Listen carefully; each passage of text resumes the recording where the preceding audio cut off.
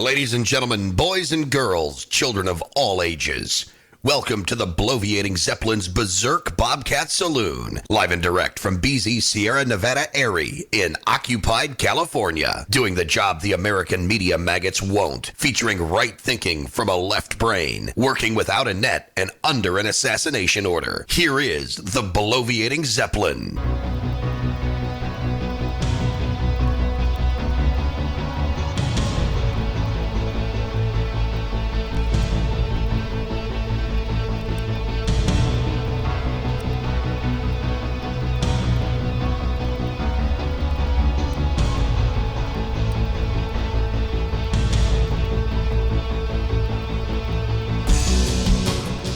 Ladies and gentlemen, boys and girls, children of all ages, thanks for listening to the Bloviating Zeppelin's Berserk Bobcat Saloon, right here on the SHR Media Network.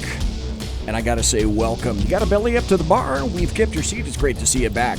Tonight is Thursday. It is November the 14th, the year of our Lord 2019. Oh my gosh. Here I am once again on a Thursday night broadcasting behind enemy lines in occupied California. Well, I believe, if I'm not mistaken, that Snowball is going to be your bartendress tonight. She pours with the best of them. And the lava lamp is in fact lighted, let's see, to my right, your left, indicating that you can listen and chat at shrmedia.com. You can watch the show live streaming on the SHR Media Facebook page and the SHR Media YouTube channel. Like both of the things, subscribe to the SHR Media YouTube channel so you can get notified. Push the little bell there. Actually, it's a clue. You have to do it twice. You have to go click, click to make it work. I also have to tell you this. We don't water our drinks, just like we don't water our conversation, politics, religion, crime, culture, economic, race, sex, science, law. We talk about it all right here at the Saloon.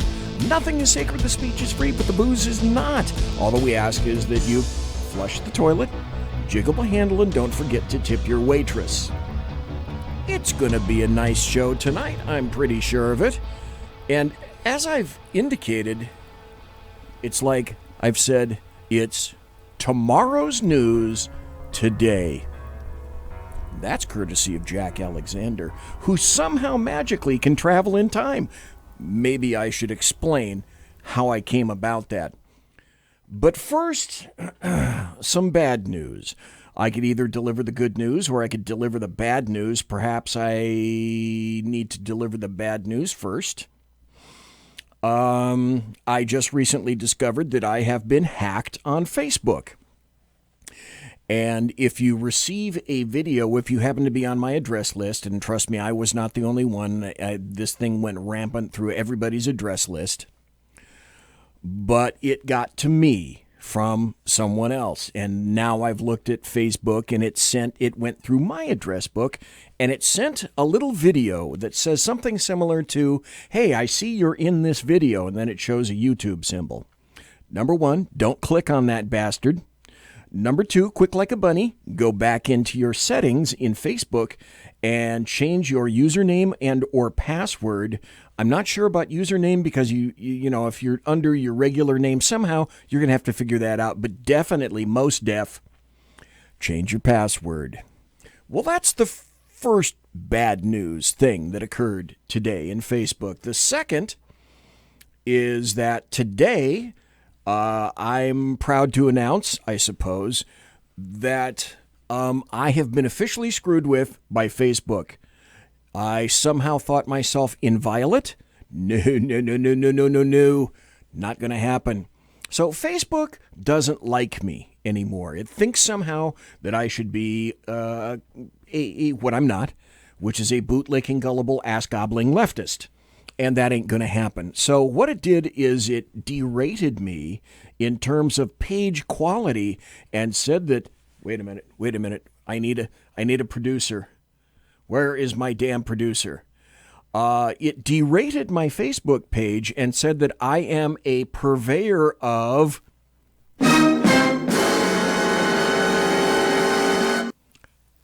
fake news. I am a false prophet.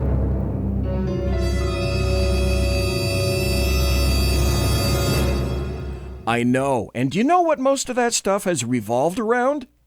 I know. Climate change. I have been telling people, and I've been a purveyor of false information, according to Facebook, of climate change falsehoods. So I have been placed, I've been told by some sources, although when I contacted Facebook, they wouldn't tell me, of course. But I've been told by others that under situations like this, you can expect that you can be kicked off of Facebook for about a week or so. So I am apparently persona non grata in groups. I cannot post to groups for at least a week. And that's the way it's going to be for a while. So if you want to find out what's happening to the show, I guess you're going to have to go to my timeline on Facebook, or you're going to have to go to Twitter. And I consistently am still on Twitter. I have to say this. First, I got to tell you this. Jack Alexander is going to be here for the entire 2 hours. Oh, wait a minute. It's not that late in Jack's world. Jack, you there, sir? Okay, now in your world, Jack, it's a little after 1 p.m., is that it? No, you forgot about the ending of your daylight saving and the starting of ours. It's now 10 past 3 in the afternoon. Oh, so it's a little bit later. Okay. All right, but still, it's a reasonable time for you. It's late as hell for people over here on the left coast. Well, it's 8:05, 8:07, and it's 11:07 on people on the far right coast in the United Snakes of America. So it's about 3:07 p.m. where you are in the land of Oz. So I don't feel so bad. So anyway, Jack, what I was talking to people about, and if you're nice enough, to do this, you'll be here for 2 hours. I got my first nastygram in YouTube for being a purveyor of climate change hoax information. Then they went into great detail to tell me that they are fact-checked by all of these 5 verifiable and extremely trustworthy agencies and areas, including the Associated Press, which lies its ass off, and PolitiFact, and I think they probably threw in Snopes for good measure, because they are, in fact, lying bastards. Excuse my rudeness. I'd like to say welcome to Mike in chat, Wendy in chat, the Alaskan in chat, and of course Jack is there in chat as well. You said you're going to be a little bit late, but you're here on time, and I really appreciate that. And thank you for being here tonight, Jack Alexander. I appreciate it, sir. You're welcome. It's always fun when we get together. I think it is too. First off, however, because I must mind my manners, and even though my saintly mother passed in 2000, she had just turned 80 in the year 2000, like about 2 months.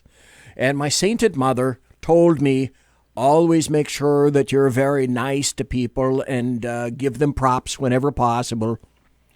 Jack, tell us, you've got your own radio show. Tell us where you can be found on all your social media, and tell people how they can listen to your radio show, please. Well, it's the Jack Alexander Experiment, and it live streams audio-wise. I'll start with the audio list, because there are some changes. Oh, okay. Spreaker, Spotify, iHeartRadio, Google Podcasts, CastBox, and Podcast Addict. Now, I used to live stream on Facebook and YouTube, but this week, like you've been having your own problems, YouTube, first of all, pulled off my Veterans Day special. CNN apparently thought that they had the copyright rights to the speech that the president gave, and yanked my Veterans Day special worldwide. Then today I find out they have removed my live streaming privileges altogether.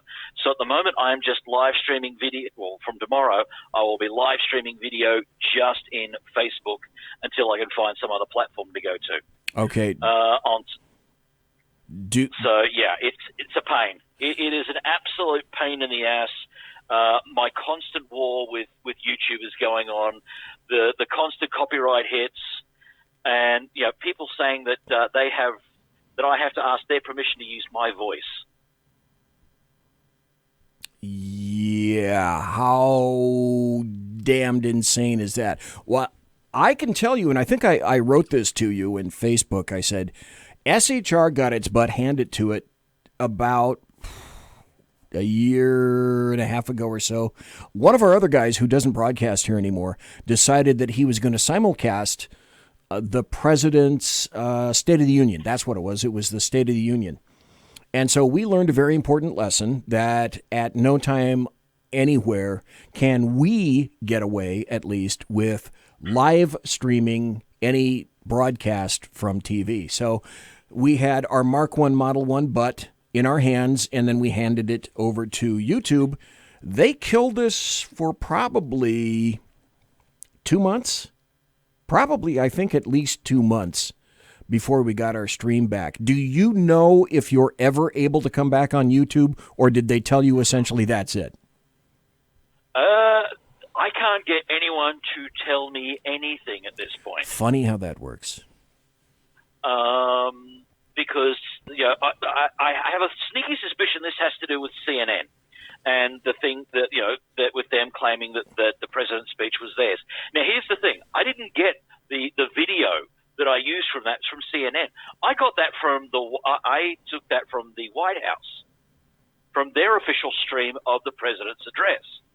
So first of all, it wouldn't have mattered whether I got it from CNN, NBC, or wherever.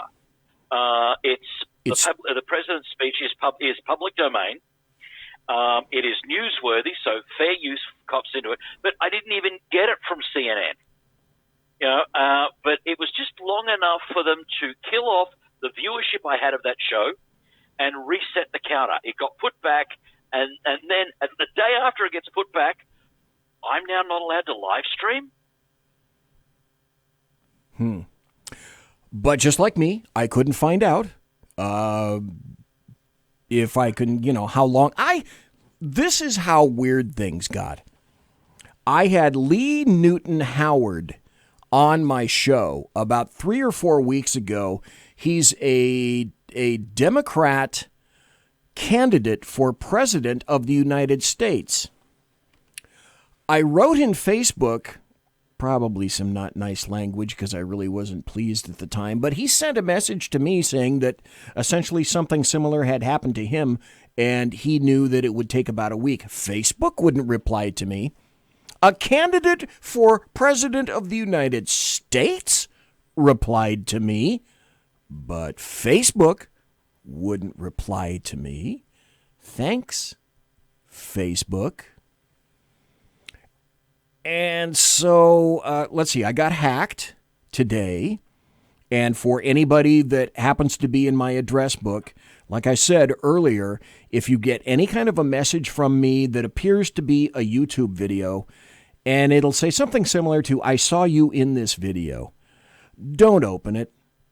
If you think, even remotely, that you're in my address book, go into your settings, change I don't quite know how username works because you don't want to change your real name, but at the minimum, go in and change your password, folks. And we probably all should do that on something of a continuous basis. I admit I have been negligent on that. I haven't changed my password in Facebook since, I originally got it. So just information from me to you.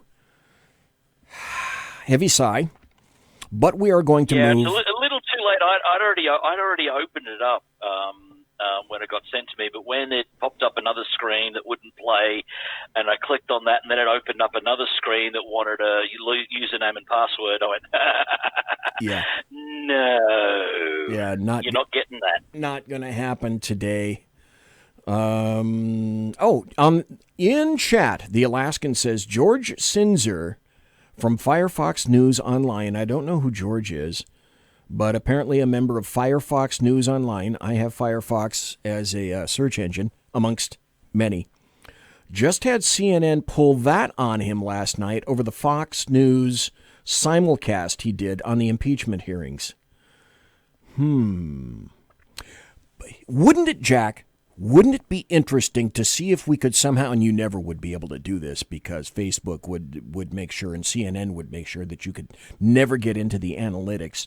But wouldn't it be interesting, Jack, to find out how many people on the left have had their simulcasts of CNN and like-minded organizations like MSNBC, ABC, CBS, NBC? Wouldn't it be interesting to find out how many people on the left have had their YouTube videos pulled when they have simulcast something similar? My guess would be probably not. My guess would be it's because we're leaning to the right. Oh yeah. And the discussions that I've had with the marketing people at YouTube in the past over other copyright bans and strikes and stuff.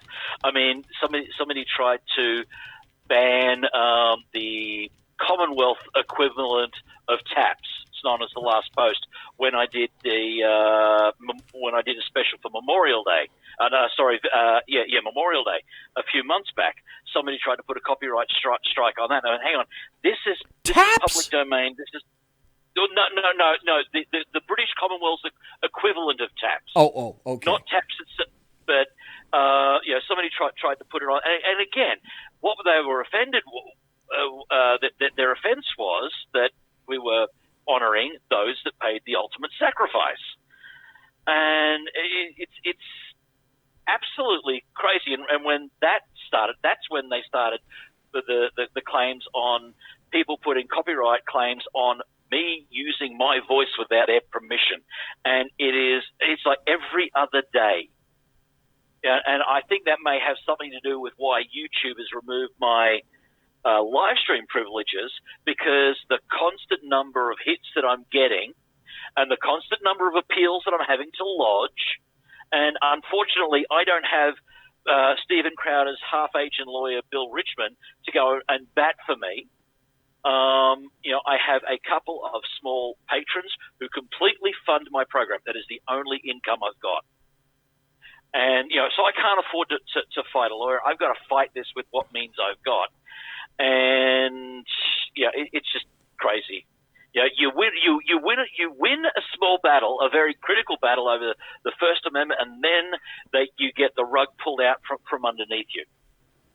And I'm really hoping to find a bunch of lawyers out there. And hey, Bill Richmond, if you're listening, how about independent content creators start a class action against the likes of YouTube and Facebook and so on, because they were given certain legal protections. Yes, they were. From civil liabilities, with the provisor that it was an open platform. Right, that they not edit material.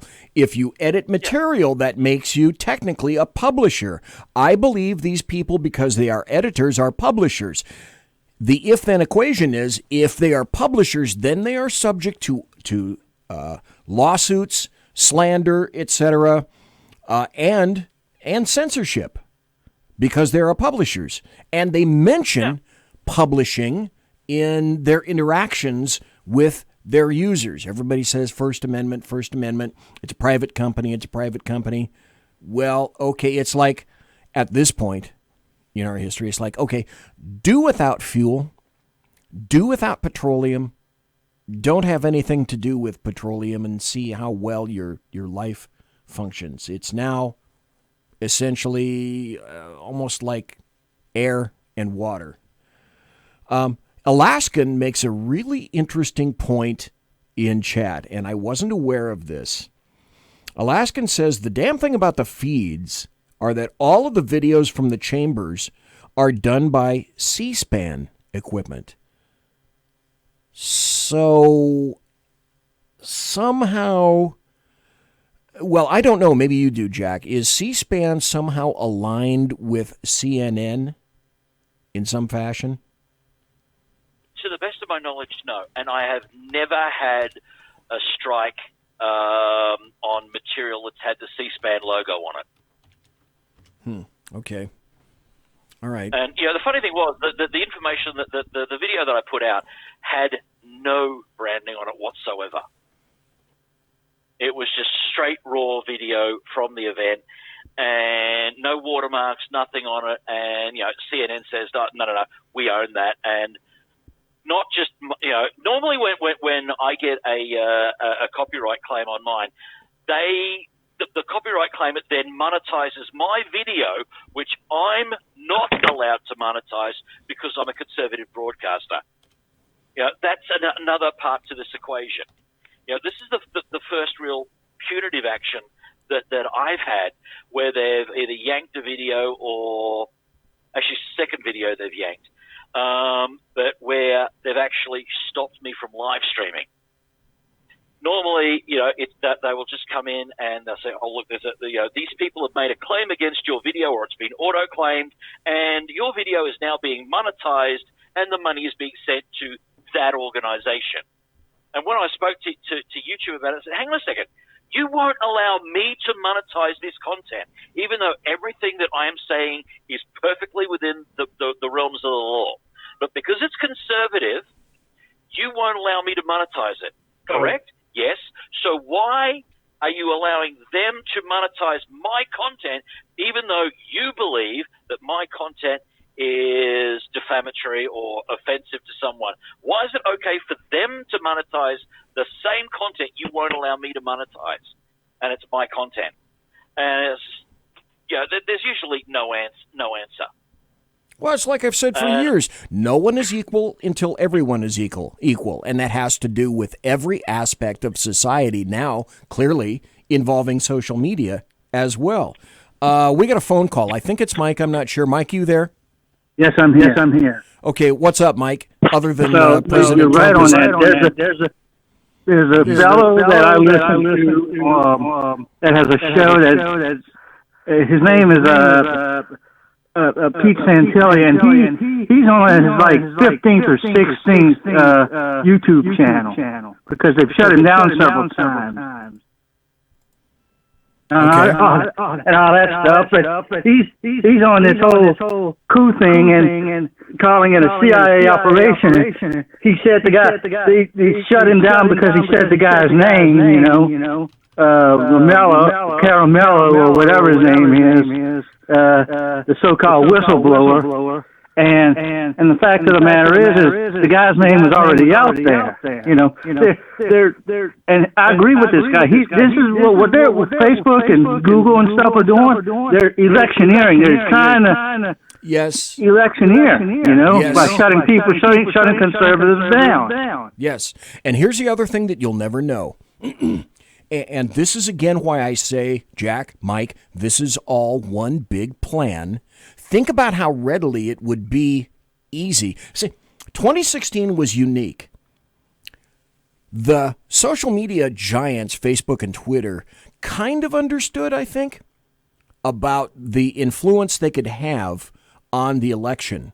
Since 2016 and 2019 now, because of all the discussions that have been going back and forth, they know exactly how to tilt the election.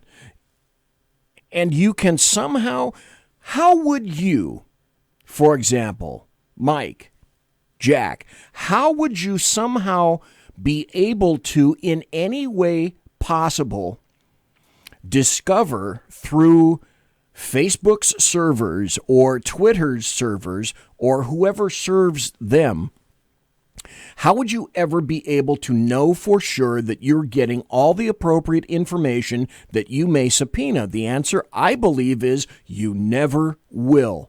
Number one, they're like the Muslims. They're never going to tell you the truth. It's like the big social media giant in that fashion, sculpted and framed in that fashion. Is it not even more stultifying, brain glazing, that throughout all of that obfuscation, Trump still won? He still won the electoral process. And I truly believe, he won the popular vote as well. They say by 2 million. I'll wager that in California there are 2 million illegal Mexicans, etc., that have signed up to vote. Motor Voter in California has ensured a great deal about that. And then that's just one of the 58 states, according to Obama. So multiply that times the other 57 states. Yeah, I can easily conjure how 2 million illegal votes were cast for Hillary Clinton. Actually, it's more than that. By my reckoning, it is closer to 10 million votes that Hillary Clinton got illegally. There's 3.2 million votes that were cast by illegals that we know of, because I've had someone who used to work at CNN who now works at Fox News 24 try and write that off as well. It's like 1%. That's a piddly number. That's 1% of the population. That's not major fraud. I'm sorry.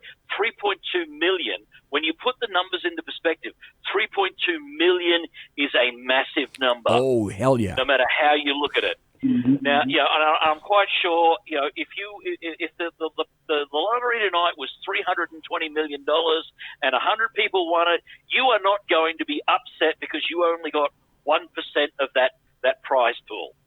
You're going to be quite happy with that $3.2 million prize. Then, so on part of that, then there is the story that you and I covered, maybe not the last time I was on, the time before that. Facebook readily admitted to having an influence on 8 million people. Actually, it was closer to 6 million people. So something like 5.8 million people Facebook believes changed their vote because of their algorithm. So we're already up to like 8% there.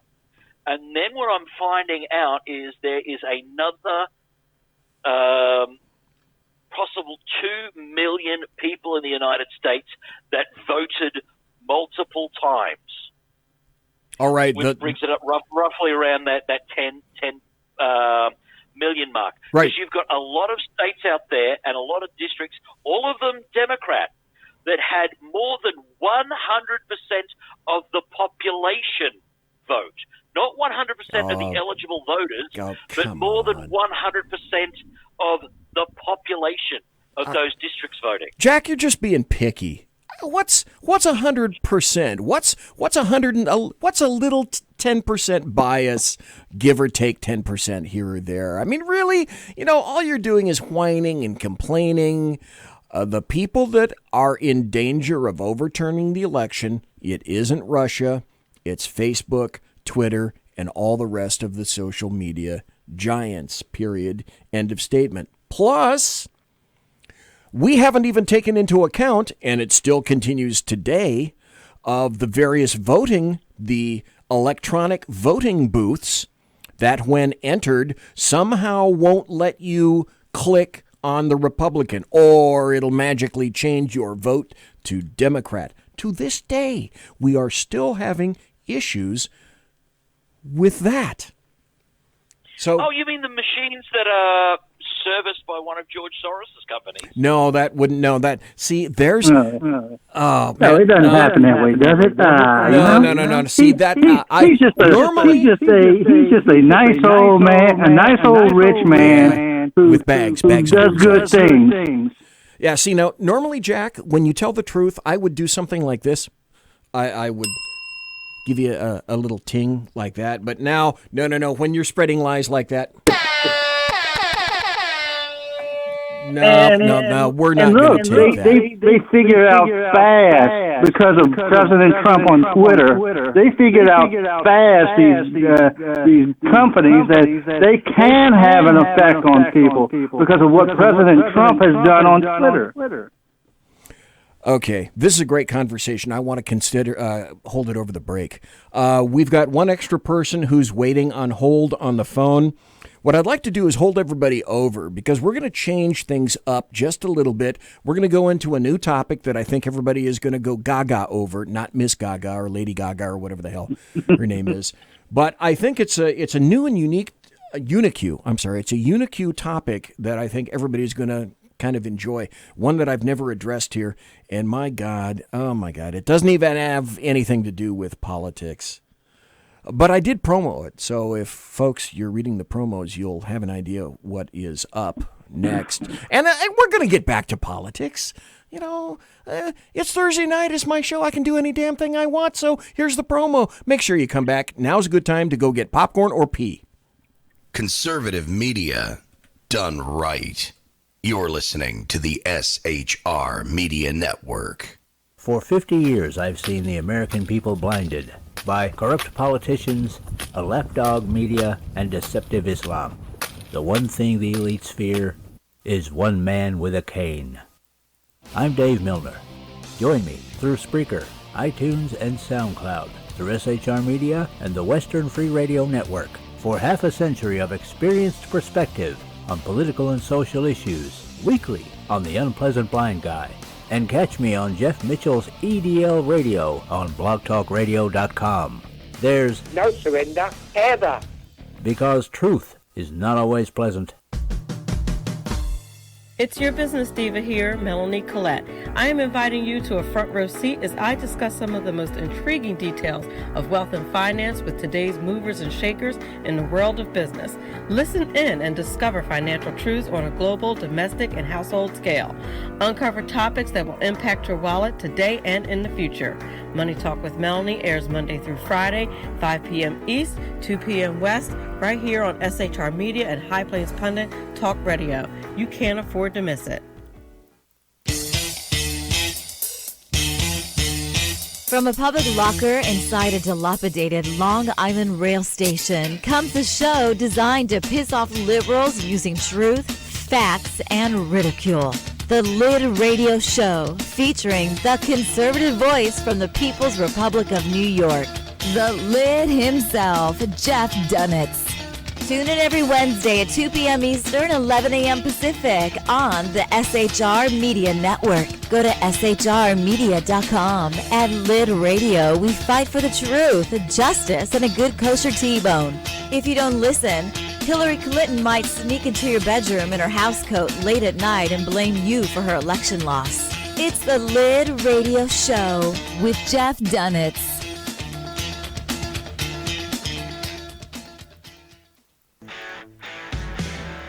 Hey girls, Carry Girl Gear is here. More and more women every day are concealed carrying, participating in competitive shooting, and getting firearms training. It's not a boys' club anymore, and we don't have to shop in their stores anymore either. Finally, a cool and unique clothing line just for women. Dope tees and hats for the patriotic concealed carry and 2A girl. So what are you waiting for? Go check out carrygirlgear.com today. Broadcasting behind enemy lines in occupied California, a mere 2 miles from the state capital, the bloviating Zeppelin's Berserk Bobcat Saloon radio show can be heard every Tuesday and Thursday night at 8 p.m. Pacific and 11 p.m. Eastern, only on the SHR Media Network. Go to shrmedia.com to listen. You can also watch on the SHR Media Facebook page and the SHR Media YouTube channel. No goldfish were abused in the making of this ad.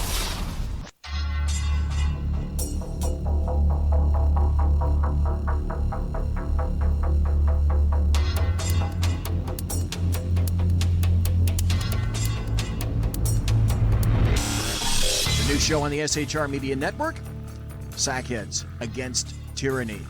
On shrmedia.com. Go there quick like a bunny, 11 p.m. Eastern, 8 p.m. Pacific every Wednesday. Live and direct on the SHR Media Network. shrmedia.com. Be there.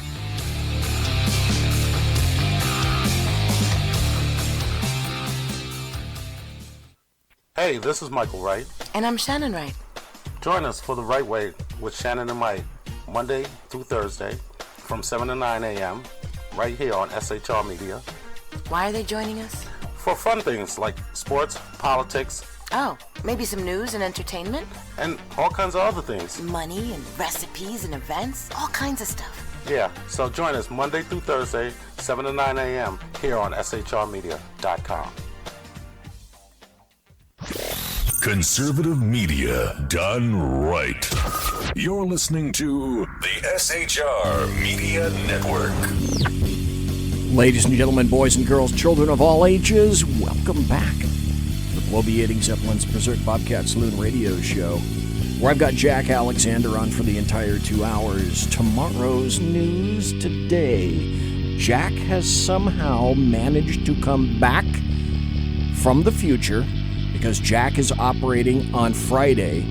It's Thursday here in the United Snakes of America. So somehow Jack has managed to take it upon himself to bring himself back into the current future from his future. Tomorrow, it's Thursday here. It's Friday where he is. Jack, how do you handle teleportation issues like that? That's why I say it's tomorrow's news today with Jack Alexander.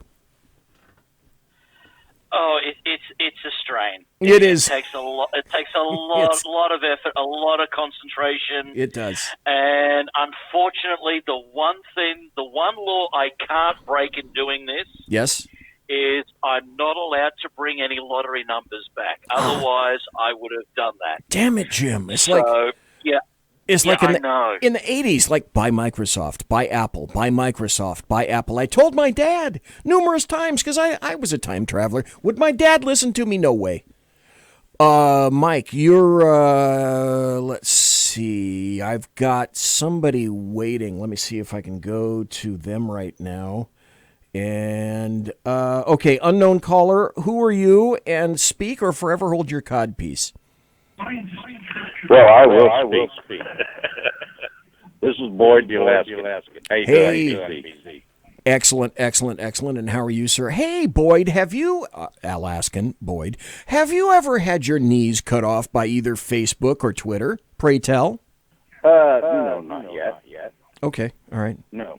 Hey, listen, before I get into what I was going to talk about for real. Okay.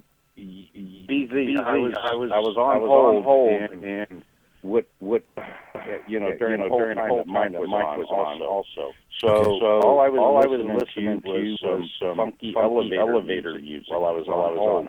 I couldn't hear the show. So maybe you and Sean can figure out how you can put the show in instead of the elevator when you're on hold. Was it at least a good tune? Was it like Black Sabbath or King Crimson or anything good? Or was it George Conniff? It wasn't a good tune. It was okay, but it was elevator. You know how it goes. Well, better elevator music than dial-up. You could have gotten, constant dial-up. But luckily, we're not wired that way. Hey, I got a question for you and anybody else that happens to be listening. I want to be able to easily conference calls, and I want people to be able to be put on hold and also hear the show while they're waiting. I've been thinking about going to, Free Conference Call HD or something like that.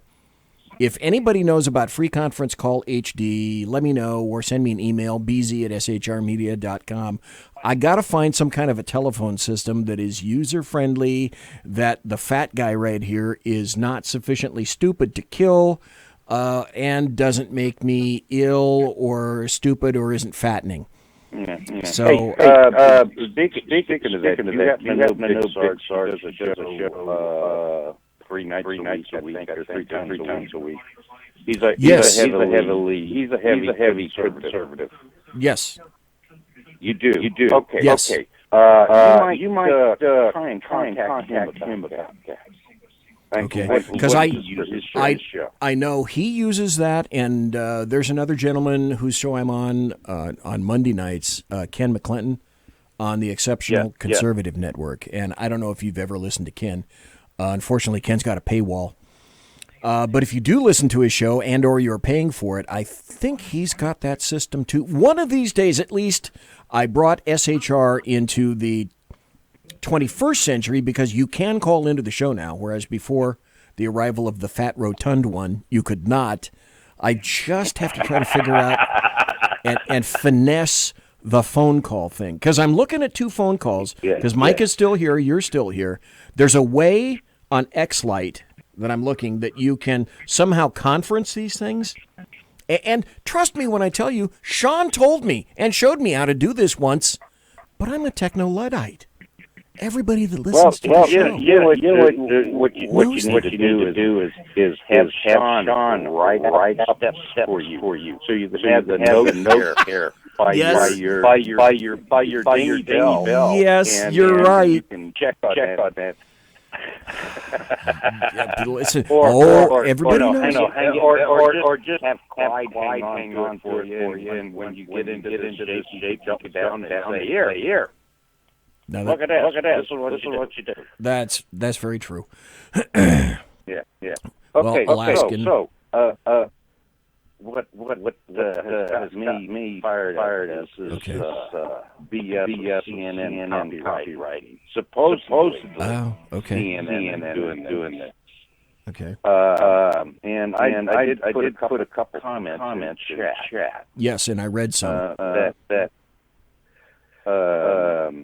That if Jack had somebody say that he that somebody else owns his voice, I think Jack and or any other conservative host out there who may have gone into the same thing. I think you have a good federal criminal case. Because if they own your voice, that means you are a slave, not anything else. And that if they own your voice, then they should be having to pay for your voice, whether they use it or not. Because obviously you can't use it. I think there could be some criminal charges brought against whoever is claiming they own your voice. I'm familiar with the really bad guy aspects of the USC, the United States Code, federally. Things that would apply potentially to that. Now, whether you'd have a multiple user case for that, or see the problem, and also Jack mentioned, where are you going to find the money for an attorney to represent you on something like this? Exactly, and the thing is, I don't think they're trying. What they're doing is trying to steal whatever monetization I get.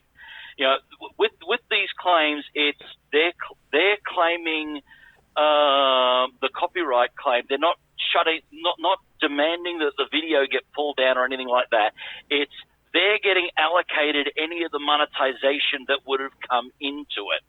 And I think this is just an effort to just red tape small broadcasters, small independent commentators out of the industry. You know, because we already can't get monetization on Facebook if you do a conservative show. So, you know, because they say, oh, well, it's offensive, it's hate speech, but you know they can't exactly nuke it normally because I'm very careful on the lines that I draw when it comes to talking about violence and so on. If I talk about having a politician arrested for something, it is always I want them. You know, I want to see them arrested, indicted for the crimes, and a public trial with a jury of their peers. I'm very careful to put forward the case of due process, but if that crime is serious enough that it warrants the death penalty, like treason, then I should think that you know. Then I usually say, well, that should be the mandatory minimum, because politicians should be held to a higher standard. So I'm very careful on that. But what this is I think in a lot of cases it's a lot of bogus Antifa horseshit to just penny pinch any monetization that these shows make. Here's it's a giant joke. Here's something to ponder. Okay. Now, you know, everybody that's on network news, you know, from Fox to CNN, any place, all of their work is copyrighted. You know, for the network and everything. However, okay, all of those people have contracts with the network and are being paid by that. Now, obviously, whoever is copywriting all of this material does not have a contract with you for your voice and for your content.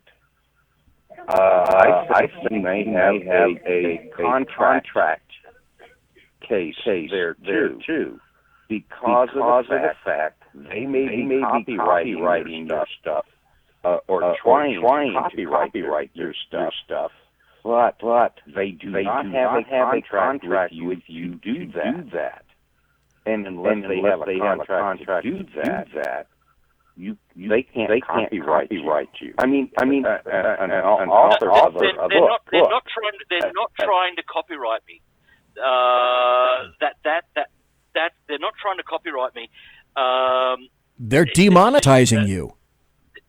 Well, I'm already demonetized. I can't monetize. I'm not eligible for monetization because of my content, because it's conservative. So, but what they're trying to do, and it's not just happening to me; it's happening to other people as well.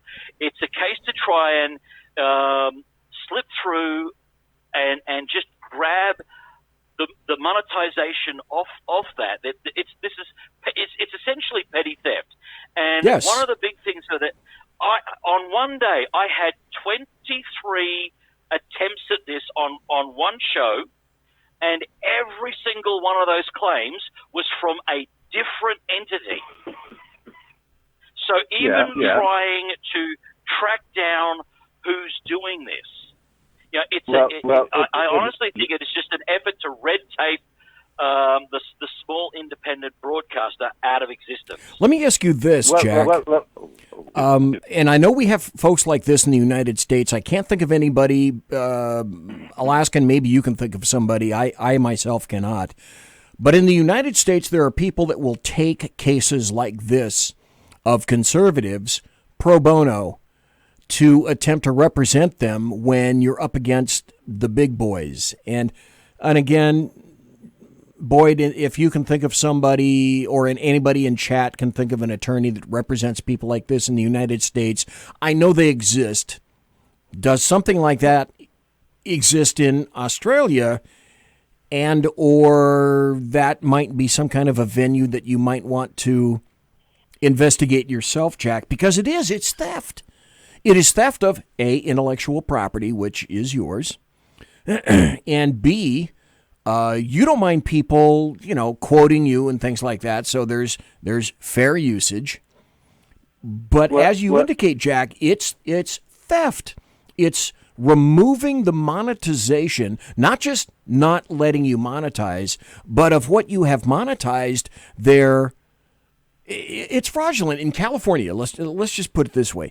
If somebody came to me with this case and I were still working theft in detectives, and somebody brought this to me, not by way of the internet, because that would go to the internet little people, but if somebody were telling me that folks were sideways moving cash from you, I would investigate that as a crime.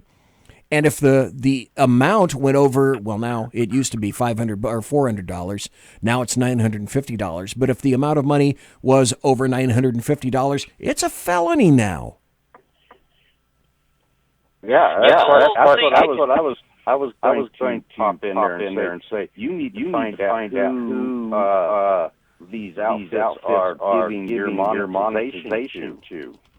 And if they're not giving it to anybody, they're just putting it in their pocket, then by God, that's they haven't actually received a penny out of this, because I don't get a penny of monetization out of YouTube. My only income from my show is from some affiliate sponsors that I plug, and a couple of really wonderful, they are absolute angel patrons that support the show. While they are trying to steal from me in what they're doing, they haven't succeeded, because I don't get any monetization from YouTube. So I doubt there'd actually be a lawyer to take that on. And if I could find, and not only that, there's a jurisdictional issue. on this. While I'm physically in Australia and broadcasting from Australia, my company is registered in Texas. It's my personal company that produces the show.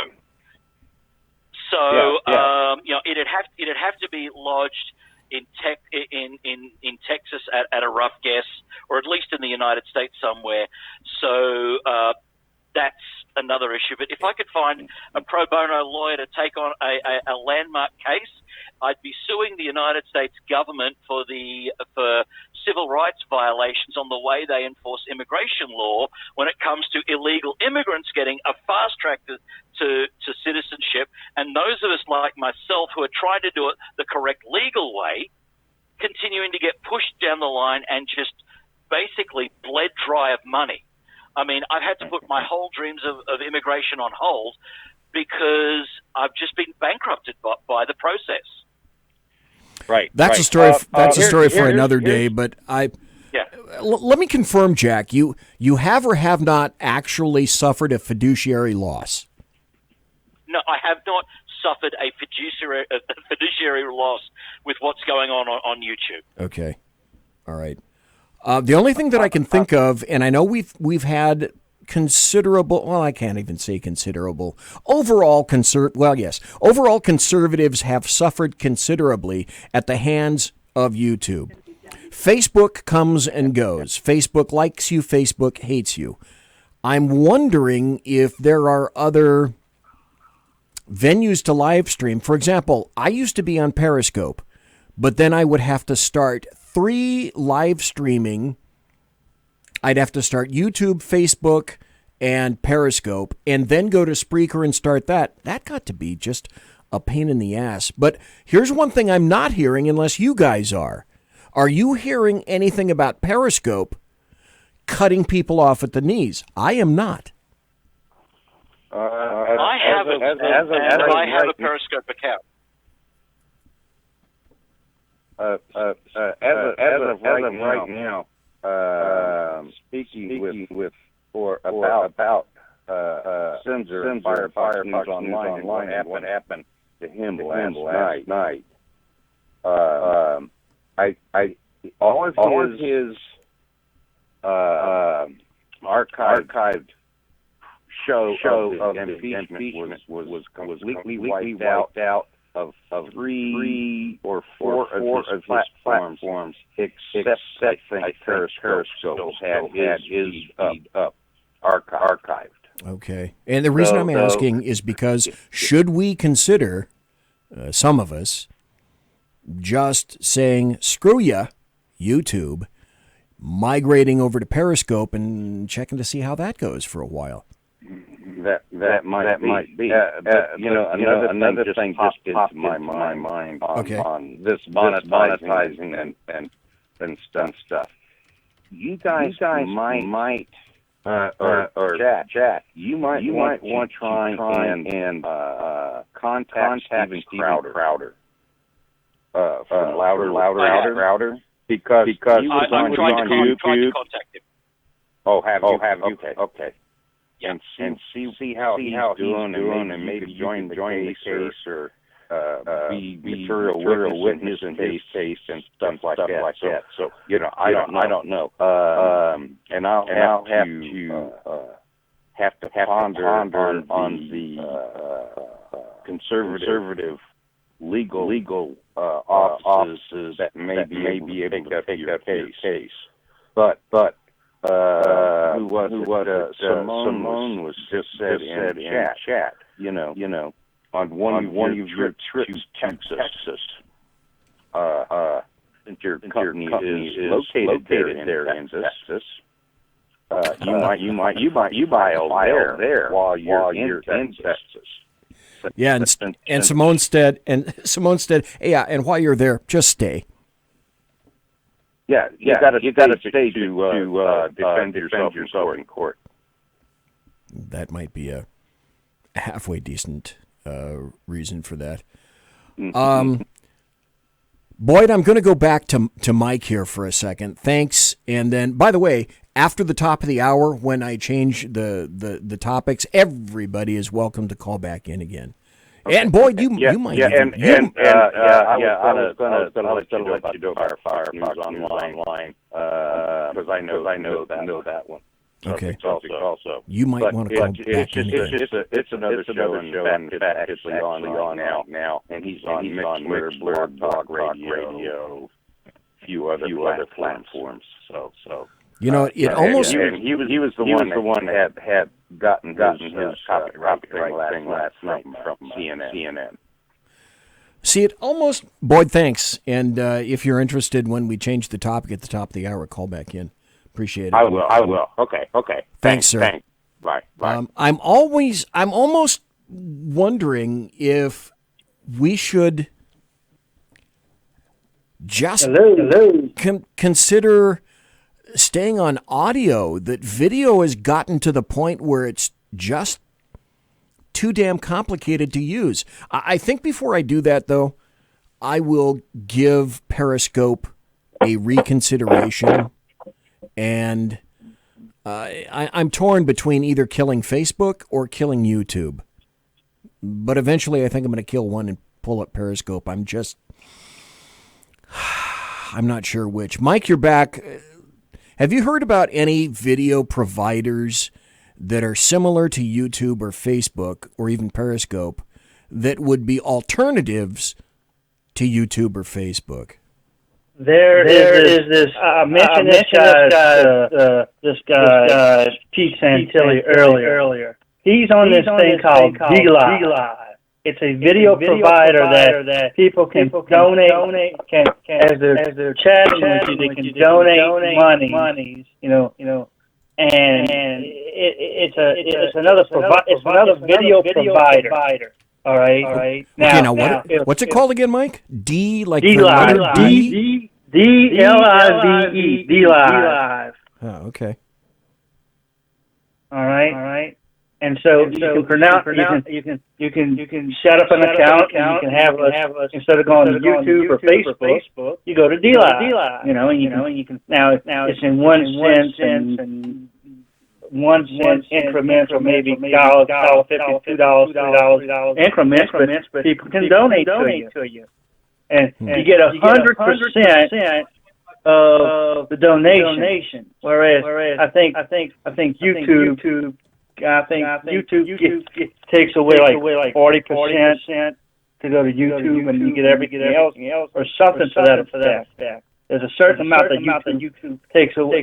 If you're monetized, there's a certain amount of super chats and other things that YouTube takes away the money from that you don't get because it's YouTube. Okay, I'm looking at it right now. It's for people that are interested, it's at dlive.tv, DLIVE.tv.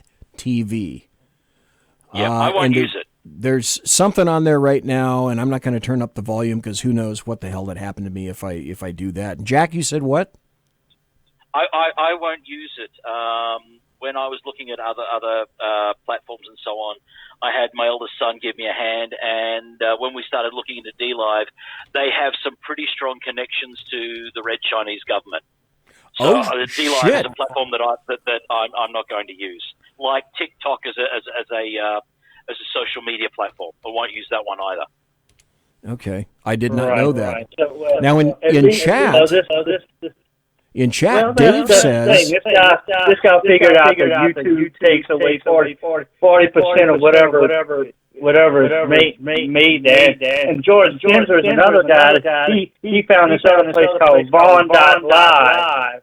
Okay. And of course there's Twitch.tv, Twitch, which is another one, but man, that sounds there's a bunch of them. That sounds like currently live streams for gaming. Oh, Twitch sounds like it's a show for zombies anyway. Dave in chat says check out BitChute. I've never heard of BitChute. BITCHUTE. He says it's what the satirist Soph uses. Unless that's a reference to Sophocles, which is certainly beyond me. It's the top of the hour, guys. We're going to change gears just a little bit. maybe this will resonate with everybody. Maybe it won't. If it doesn't, I'm just going to throw it out in the ozone. If it doesn't resonate and I don't get any calls, that's cool, because I have an ass load of politics right here just for you. So in any event, and it's going to be buttery, there will be buttery political goodness if this one just falls flat, like a Zeppelin. Imagine that. So don't go away. If you got to poo or pee or get popcorn or get your favorite adult beverage, folks, now's the time. I'm the bloviating Zeppelin. That was Mike on the phone call. We got Jack Alexander from the Jack Alexander Experiment right here. He's traveling through time. I'm BZ. This is SHR, and now it's time for something else, I think. Conservative media done right. You're listening to the SHR Media Network. From a public locker inside a dilapidated Long Island rail station comes a show designed to piss off liberals using truth, facts, and ridicule. The Lid Radio Show, featuring the conservative voice from the People's Republic of New York, the Lid himself, Jeff Dunitz. Tune in every Wednesday at 2 p.m. Eastern, 11 a.m. Pacific on the SHR Media Network. Go to shrmedia.com. At Lid Radio, we fight for the truth, justice, and a good kosher T-bone. If you don't listen, Hillary Clinton might sneak into your bedroom in her housecoat late at night and blame you for her election loss. It's the Lid Radio Show with Jeff Dunitz. For 50 years, I've seen the American people blinded by corrupt politicians, a lapdog media, and deceptive Islam. The one thing the elites fear is one man with a cane. I'm Dave Milner. Join me through Spreaker, iTunes, and SoundCloud, through SHR Media and the Western Free Radio Network, for half a century of experienced perspective on political and social issues, weekly on The Unpleasant Blind Guy. And catch me on Jeff Mitchell's EDL Radio on blogtalkradio.com. There's no surrender, ever. Because truth is not always pleasant. This is Shannon Wright of The Right Way with Shannon and Mike in the AM. Mike's not here, so I gotta talk fast. You gotta join us. Fall season. Getting ready to start up with a whole bunch of new stuff. News and food and politics and sports and entertainment and a whole bunch of stuff. But wait, Mike's coming. I gotta go. Remember, Shannon and Mike in the AM on SHR Media, Monday through Thursday, 7 to 9 a.m. Make sure you tune in. Featuring right thinking from a left brain and doing the job the American maggots won't. BZ is fundamentally changing America one diaper at a time. Just when safety pin manufacturers are running out of metal for the diapers of the leftists, where the speech is free, but the drinks are not. The bloviating Zeppelin's Berserk Bobcat Saloon can be heard every Tuesday and Thursday night, commencing at 11 p.m. Eastern and 8 p.m. Pacific, where pushback is a requisite art form in and of itself.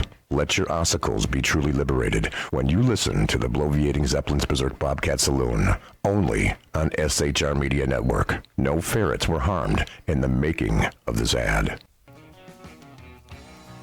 Join me, Jack Alexander, for the Jack Alexander Experiment podcast, as I take a unique outsider's look at the issues affecting the USA. I fearlessly take on the issues that everyone else is too scared to touch. The Jack Alexander Experiment podcast is available wherever good podcasts can be found, like Spreaker, iHeartRadio, and Google Podcast. The Jack Alexander Experiment, because it's not a matter of left versus right, it's a matter of right versus wrong. It's your business diva here, Melanie Collette. I am inviting you to a front row seat as I discuss some of the most intriguing details of wealth and finance with today's movers and shakers in the world of business. Listen in and discover financial truths on a global, domestic, and household scale. Uncover topics that will impact your wallet today and in the future. Money Talk with Melanie airs Monday through Friday, 5 p.m. East, 2 p.m. West, right here on SHR Media and High Plains Pundit Talk Radio. You can't afford to miss it. Featuring the effervescent contrarian sackheads Clint, plus the unrestrained bulbosity of BZ, the Sackheads Against Tyranny is a real chat show. Doubling your late-night conservative talk show pleasure with double the hosts, you can listen every Wednesday night at 8 p.m. Pacific, 11 p.m. Eastern. Please note, some contents may have settled during shipping. Member FDIC, batteries not included, warranty voided Montenegro. Conservative media done right. You're listening to the SHR Media Network. Ladies and gentlemen, boys and girls, children of all ages, my microphone boom keeps moving on me. I just bought this bad boy, and I haven't quite figured out how to make sure that it's nice and movable, but it doesn't move backwards on me. Just more technology for BZ to screw up. And yes, Sean did assemble it. Some contents may have settled during shipping, of course. Tonight we have Jack Alexander on, and welcome, Jack. Thanks for being here tonight.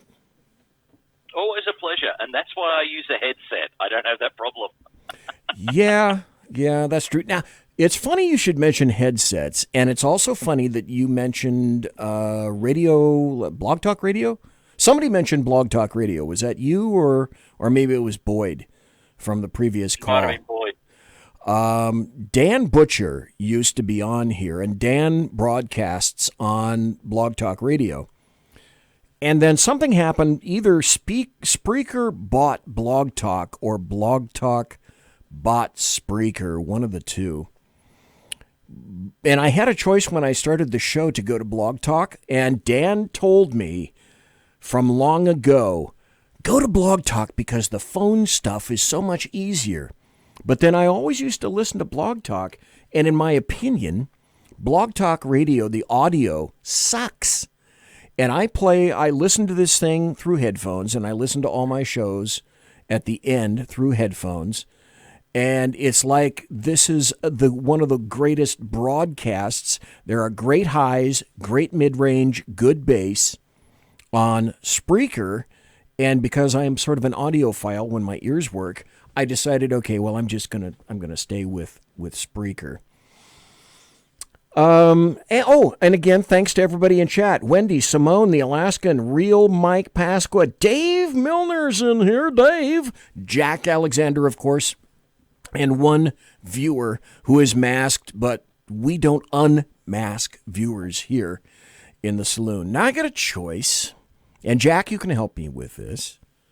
I got a choice. I thought, okay, maybe I could do a couple of things. I could do politics, because if you've never heard it, folks, I printed out a copy of the memorandum of the telephone conversation that everybody is going nutty about on the Ukraine. And it's only 5 pages. So if you've never heard what was in this, one of the things I was thinking about doing tonight in terms of politics was reading this thing to you and then letting you decide for yourself. My guess would be most of the people listening tonight, live or in podcast, you've never read this thing. And I was going to read it so that you can make up your mind as to whether or not you think this is quid pro quo, whether it isn't quid pro quo. Jack, have you, just out of curiosity, have you either read this or maybe even read it on your show? Have I read it out verbatim on my show? No, I actually have a hard copy in my hot little hands as we speak. I do too, yes. But no, I have read it cover to cover. And, I mean, there is, from what I found, there was no quid pro quo in there. There was no threats, veiled or otherwise, as opposed to the conversation that Joe Biden likes to brag about. Oh, yeah. Where, and, I mean, it's just, as I said it on my show, the evidence that the whistleblower is putting forward in this, I've seen the gossip in hairdressing salons have less steps in the gossip chain. I mean, the way that Jim Jordan described it as 6 people having 4 simultaneous conversations at the same, I mean, it's crazy. You would think that gossip would not be a measuring stick when it comes to something as important as impeaching the President of the United States. Well, since you're in tomorrow, Jack, and we're back at today, and you're from the future. Do you have any prognostications in your bit of the Twilight Zone that you can tell us or give us some clues as to what's going to be happening on Friday? What's going to be happening on Friday? It's going to be more Democrat politicians procrastinating and turning a bogus impeachment into a three-ring circus. Twilight Zone doesn't even come close to it. Did you see the drag queen that one of the social media networks sent to cover the impeachment on the first day? I've seen a lot of drag queens, but I've missed that one, so go ahead and regale us with that tale. A drag queen by the name of Pissy Miles. Wait. Missy or Pissy? With a P. Jesus. P for penis. You can't write this stuff. And it was one of the Republican congressmen was just overlooking at people filing in for the hearing. Okay. And took a little bit of phone footage and tweeted it out as this thing was coming through the metal detector. And in spite of having taken the shoes off and everything else,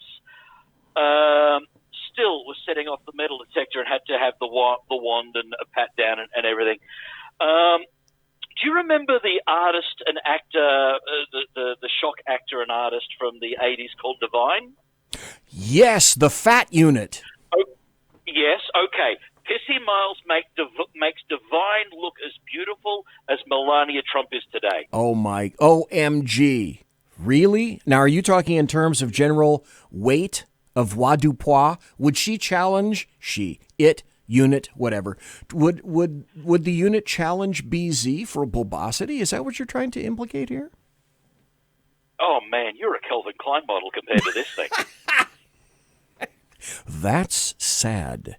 That's really not that I want to see your tidy whities up on a billboard on Santa Monica Boulevard, but you don't.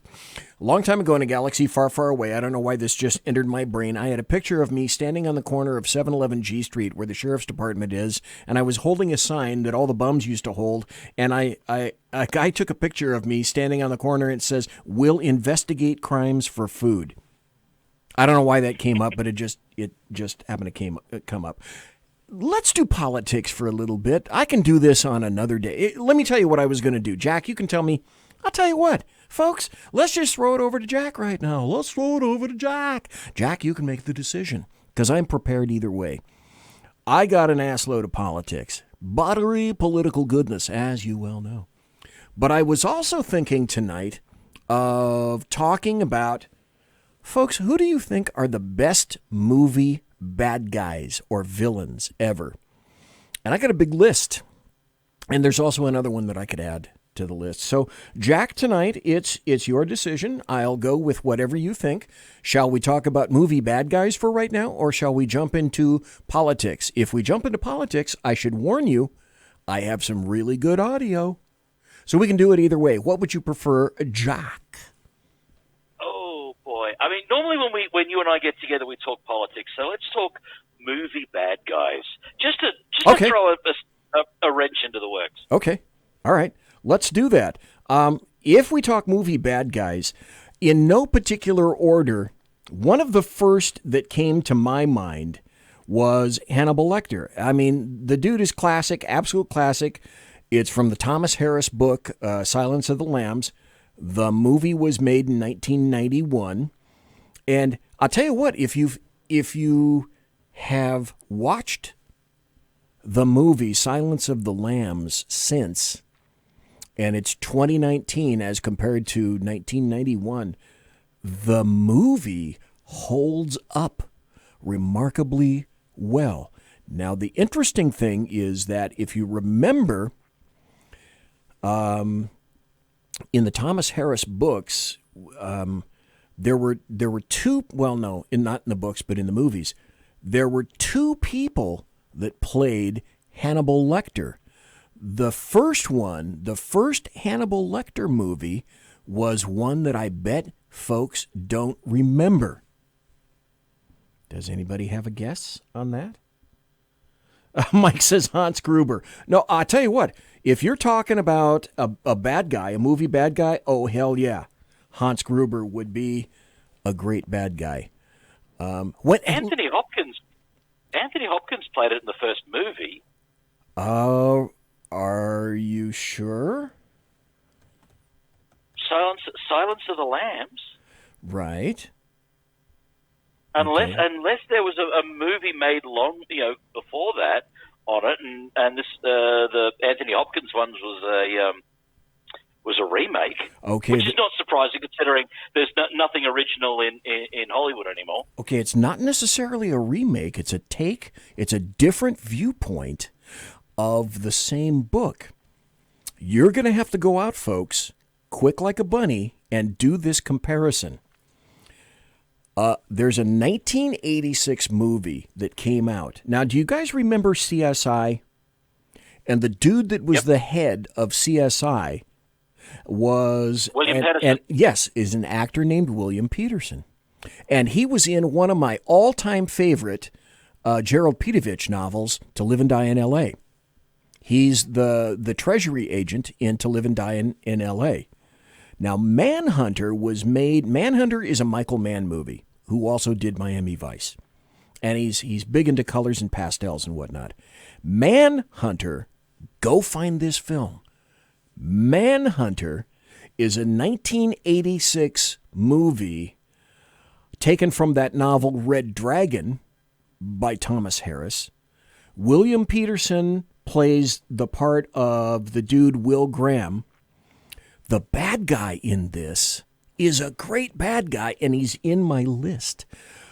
If you don't know who Tommy Noonan is, Tom Noonan is this tall Hollywood guy that plays he plays Francis Dollarhide in this movie. So 1986, and I'm gonna give you guys this name. My guess would be you're not going to remember, or you're not going to really know who this name is, but if somehow I had a photograph of him and I could put it on video and show you, you would all go, yeah, I know who the dude is. He's a character actor. He was a great Hannibal Lecter in this. And I think Anthony Hopkins pulled some stuff off of his portrayal of Hannibal Lecter. If you're near the internet or some way of looking at photos, go look for this dude named Brian Cox. Brian Cox, C-O-X. He's a British actor. He played the first Hannibal Lecter in 1986, the Michael Mann film Manhunter, which was essentially Red Dragon. Go find that movie. Go look at that movie. And your homework, folks, is to watch that movie between now and next week. Come back and tell me what you think of A, the movie entirely, and B, Brian Cox as Hannibal Lecter, because everybody thinks that Anthony Hopkins he was a great Hannibal Lecter. I'll submit Brian Cox may not be as good exactly as Hannibal Lecter, and he doesn't get as much screen time, that's for sure. But I'd be really curious, folks, what you think about that. So, Jack, who might be one of your favorite movie bad guys? Oh, boy. What's his name? Clancy Brown has played a couple of really good bad guys in films that I like. Oh. He was the Kurgan in Highlander. Yes, he was. He's played some he played some really good characters as well. That was one. So many of the bad guys that have played Ernst Stavro Blofeld in many of the Bond films. Right. You had Telly Savalas doing it. Charles Brown, who also was the narrator of the Rocky Horror Picture Show. Okay. There was another good one. was another one. Not Donald Pleasance. Oh, right. Another in Blofeld as well. Donald Pleasance. Donald Pleasance was a British actor in that movie, and I think he was in Dr. No. He had a scar right across his eye. Donald Pleasance was also a World War II soldier for the British that very few people know about as well. Now, why I remember that, I don't know. Let me throw this out there, too. And you may not align this guy with a bad guy, but once I tell you, if you've seen the film, you'll go, oh, hell yes. But he's not the bad guy that you would customarily think. I'm going to throw out there, I mentioned Hannibal Lecter. I'm going to throw out Brigadier General Jack D. Ripper. And a lot of people are going to say, who the hell is that? If you've ever watched one of my favorite movies, happens to be in black and white, one of my all-time favorite movies is Stanley Kubrick's Dr. Strangelove, or How I Learned to Stop Worrying and Love the Bomb. It was from a book, a 1958 novel, Red Alert, by this guy named Peter George. And so Kubrick stole this book and rewrote it a little bit. And Sterling Hayden, you guys are going to remember Sterling Hayden when I tell you this scene. Sterling Hayden was the bad cop who got shot by Michael in the Godfather series, in the very first Godfather. That was Sterling Hayden. Grabbed his throat, hit his head on the table, fell over. Sterling Hayden's ultimate role, that was a Dr. Strangelove was 1964, if I'm not mistaken. General Ripper, played by Sterling Hayden, sent his entire nuclear-armed B-52 wing beyond their fail-safe points into Soviet airspace due to, if you remember this, the pollution of our national precious bodily fluids. If you've never seen that movie, again, this weekend, go out and rent that movie. The other thing that's noteworthy is that Peter Sellers played 3 roles in that movie. It was wonderful. Any other thoughts about bad guys? Because I got a ton of them.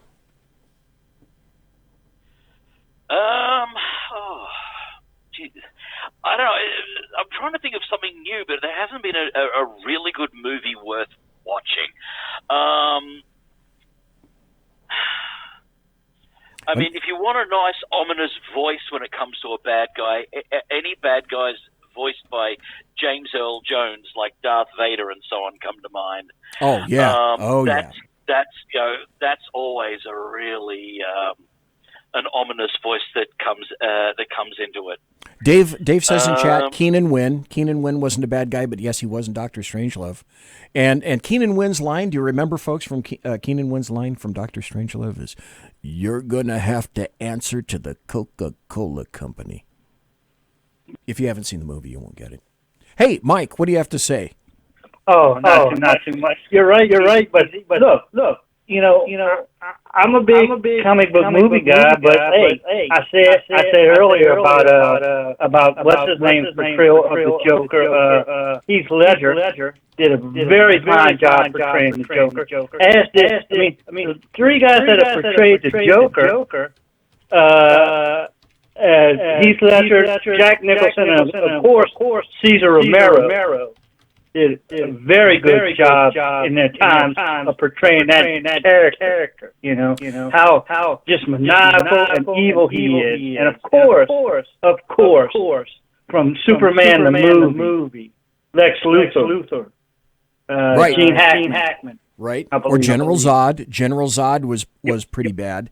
Let me ask you, Jack, and you, Mike, and folks that are out in that are listening right now, or folks that are in podcast. You can cogitate about this later. Who was the best Joker? Was it Heath Ledger? Or I went to go see the new Joker movie. Joaquin Phoenix was in it. But after having seen Heath Ledger do the Joker, in my opinion, compared to Joaquin Phoenix, Joaquin Phoenix was clearly number 2, number 3, or number 4. So who was the best Joker, folks? Who do you think? I think the best Joker is Heath Ledger, but for a lot of people, and this maybe doesn't count for you, but for a lot of people, the Joker for a certain generation is Luke Skywalker, who voiced the Joker in Batman the Animated Series. Boy, you got that ahead of me because I never heard that. So you are ahead of me on that one. Mark Hamill, who played Luke Skywalker, did it for many years, and he is seen as the number one voice actor for having voiced the Joker in the animated series. And yeah, he certainly added a level of craziness to it. Sort of like I sort of put Mark Hamill's Joker in the same category as Cesar Romero and having an illegitimate love child of Cesar Romero's Joker, Heath Ledger's Joker on acid.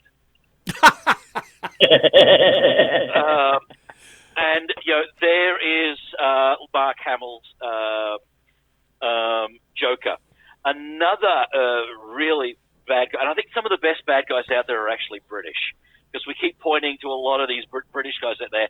And again, I'm going to put another one in there, considering the remake was made, I think, last year or the year before, from Stephen King's It. I'm sorry, the new actor playing Pennywise is a pale reflection of Tim Curry. Tim Curry, right, from the Rocky Horror Picture Show, right? Bingo. Okay, that deserves a. But you mentioned British. I got a guy that you some folks may not even realize that this guy is British, and you probably won't remember the character. But when I mention the film, you guys are going to go, "Oh hell yeah! Oh hell yeah!" Okay, Gary Oldman. You guys know he's British, right? Okay. Do you remember Gary Oldman as Detective Norman Stansfield in that 1994 Luc Besson film, The Professional? Stanfield was a drug-snorting, unkempt, over-the-top DEA operative responsible for an assload of killings in The Professional. If you haven't seen that movie and you want to look at a bad guy, Gary Oldman's Detective Stansfield was a great bad guy. But look, bad guy. Well, Alan Rickman has played some pretty good bad guys. Oh yeah. Other Hans Gruber. Than Hans Gruber. He played the he was in the Harry Potter films. Nottingham and the Robin Hood and Prince of Thieves thing. And he was great movie in that role. Yep. You're right. Now, this one that I'm going to throw out there, because I got a ton of them, some of them are obscure, and I'm an older dude, so I'm dredging up some of the older stuff from the past. But if you haven't seen this actor, again, you got to go out, enter him into your favorite search engine. Just about every role he's had is great, but he is a quintessential bad guy, almost to the point of being a parody of himself, but not exactly. And again, I'm going to mention the character's name. You're going to go, what? But it's a 1981 movie. Wasn't super popular, but it had a couple of great big characters in them at the time. The villain's name was Billy Score, and this is a 1981 movie, Sharky's Machine, with Burt Reynolds, and Burt Reynolds without his toupee in Sharky's Machine. And that's an actor by the name of Henry Silva. Silva was one of the best Hollywood bad guys ever. Now, I'm going to mention a second role that he played, and I bet, because it's a little bit newer, it's 1988, I'm going to mention this. We're going to go to a break and come right back and continue with this. Henry Silva was in another movie where he played the role of a bad guy called Kurt Zagon in the 1988 movie. And I think it was if I'm not mistaken, I think it was the very first Steven Seagal movie, Above the Law. He was the crazy bad guy that had his little set with syringes in it. He was one of the world's finest bad guys from Above the Law. Folks, you are in the saloon. I'm the Bloviating Zeppelin. Jack has been with us all night. Mike was on the telephone, and we're going to go to a break. Again, it's time to take care of your GI problems, if you have any, and then come right back, because I will still be broadcasting behind enemy lines in occupied California, the Bloviating Zeppelin, live and direct right here at the SHR, the sumptuous, palatial, and resplendent SHR Media Studios. Conservative media done right. You're listening to the SHR Media Network.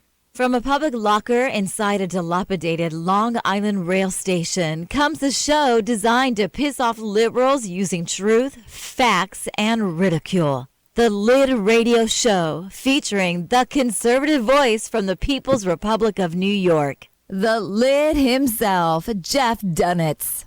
Tune in every Wednesday at 2 p.m. Eastern, 11 a.m. Pacific on the SHR Media Network. Go to shrmedia.com. At Lid Radio, we fight for the truth, justice, and a good kosher T-bone. If you don't listen, Hillary Clinton might sneak into your bedroom in her housecoat late at night and blame you for her election loss. It's the Lid Radio Show with Jeff Dunitz.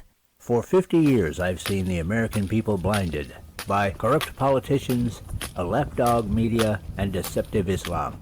The one thing the elites fear is one man with a cane. I'm Dave Milner.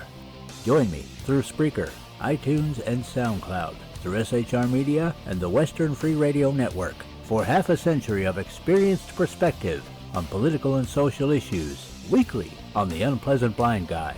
And catch me on Jeff Mitchell's EDL Radio on blogtalkradio.com. There's no surrender, ever. Because truth is not always pleasant. This is Shannon Wright of The Right Way with Shannon and Mike in the AM. Mike's not here, so I gotta talk fast. You gotta join us. Fall season. Getting ready to start up with a whole bunch of new stuff. News and food and politics and sports and entertainment and a whole bunch of stuff. But wait, Mike's coming. I gotta go. Remember, Shannon and Mike in the AM on SHR Media, Monday through Thursday, 7 to 9 a.m. Make sure you tune in. Featuring right thinking from a left brain and doing the job the American maggots won't. BZ is fundamentally changing America, one diaper at a time.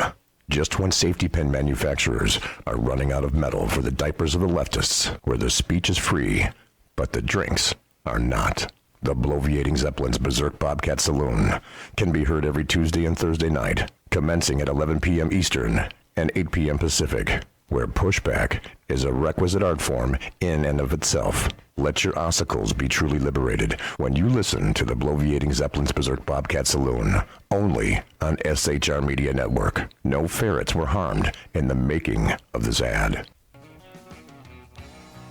Join me, Jack Alexander, for the Jack Alexander Experiment podcast, as I take a unique outsider's look at the issues affecting the USA. I fearlessly take on the issues that everyone else is too scared to touch. The Jack Alexander Experiment podcast is available wherever good podcasts can be found, like Spreaker, iHeartRadio, and Google Podcast. The Jack Alexander Experiment, because it's not a matter of left versus right, it's a matter of right versus wrong. It's your business diva here, Melanie Collette. I am inviting you to a front row seat as I discuss some of the most intriguing details of wealth and finance with today's movers and shakers in the world of business. Listen in and discover financial truths on a global, domestic, and household scale.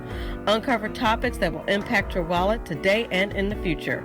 Money Talk with Melanie airs Monday through Friday, 5 p.m. East, 2 p.m. West, right here on SHR Media and High Plains Pundit Talk Radio. You can't afford to miss it.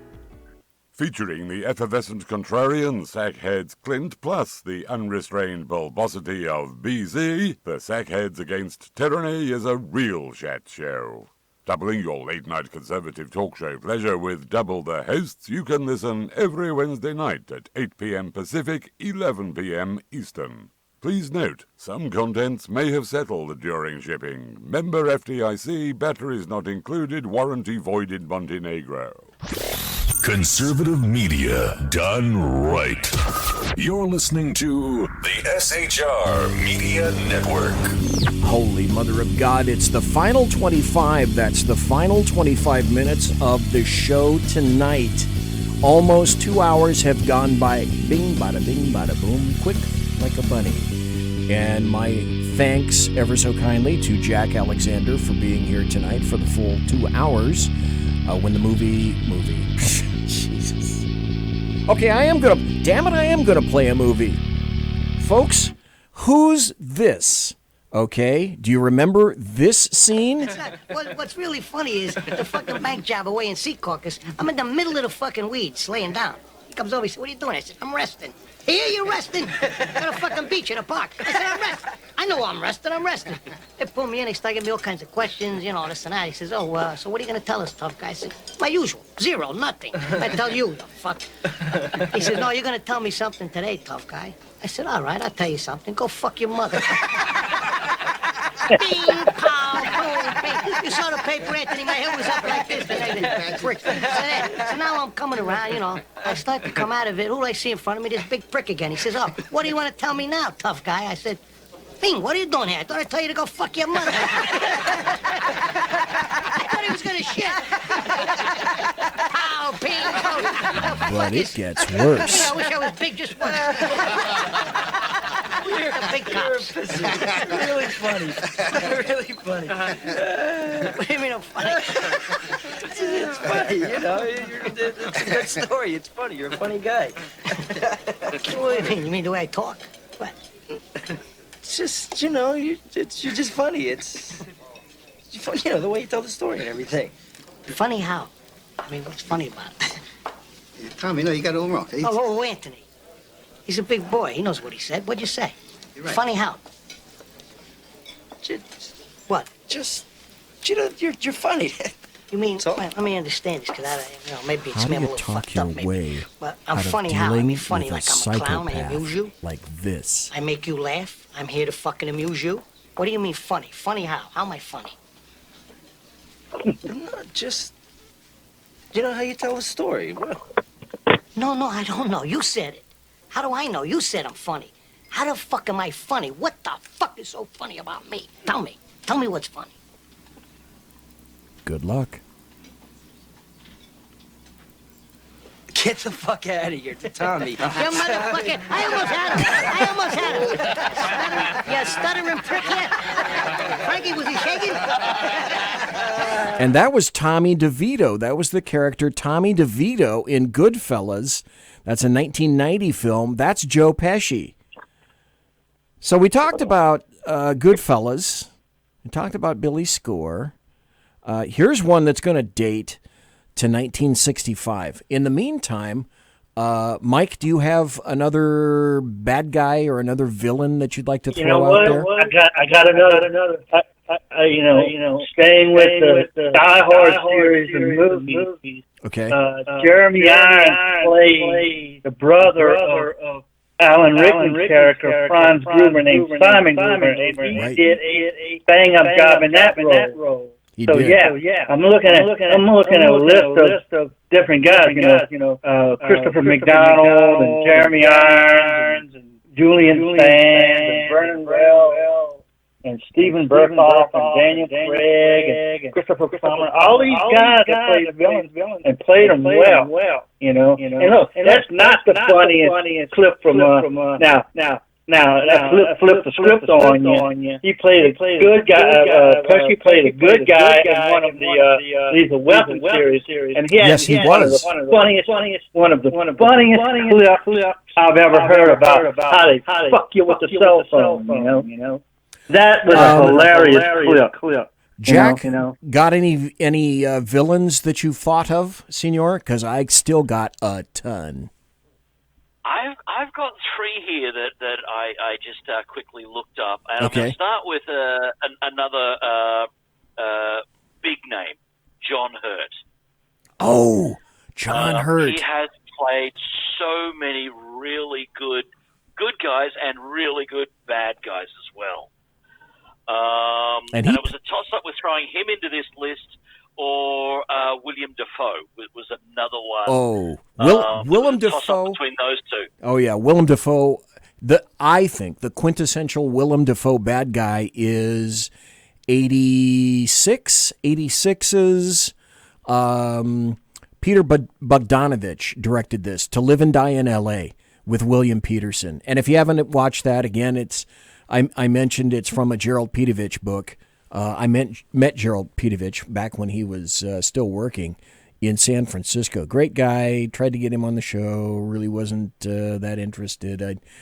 I kind of sensed that he wasn't quite as conservative as I am. Hint, hint.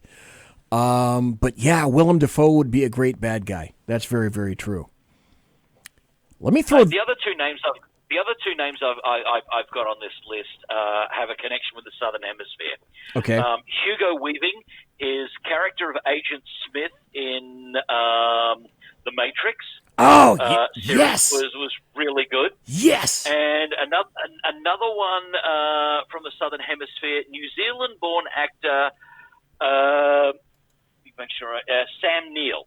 His character in The Event Horizon was just so evil and psychotic, and it just stretched on. That was his character, Dr. William Weir, and he played it. He played it really close to the vest. He was so kind of connected until you saw him beginning to unravel. Now, people will remember his character because he was also, if I'm not mistaken, in the first Jurassic Park movie. Was he not? Yes. Yes. So if you can remember the scientist guy from the first Jurassic Park movie, that's Sam Neill, who Jack is talking about. You're right. That's a great, great movie bad guy. Right. I'm looking at another one. Michael Ironside. Oh, I'm looking at. Yeah. He's played. Now, one thing about Hugo Weaving, he played a bang-up Red Skull in Captain America. You're right. Captain America: The First Avenger. You're right. He was hidden. He was hidden by makeup, but you're right. He was the Red Skull in Captain America. Spot on. Bingity bangity boom. It's a shame he hated doing it. It's a shame he really hated doing it. Well, the makeup, I bet, would probably put you off.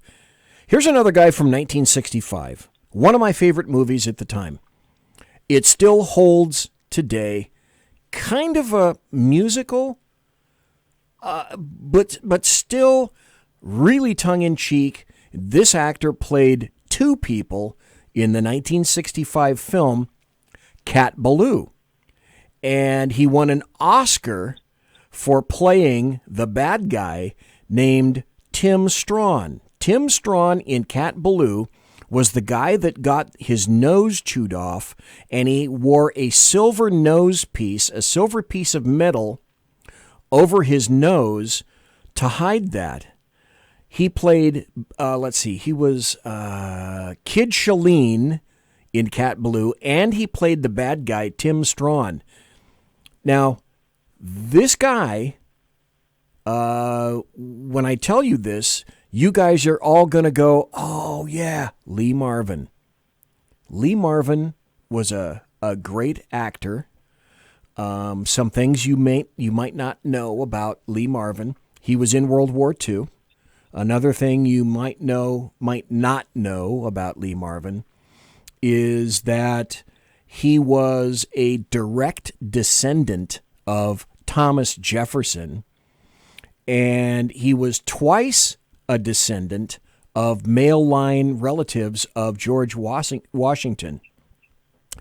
And here's something, we could do another entire show of people that could have been in certain movies but never were.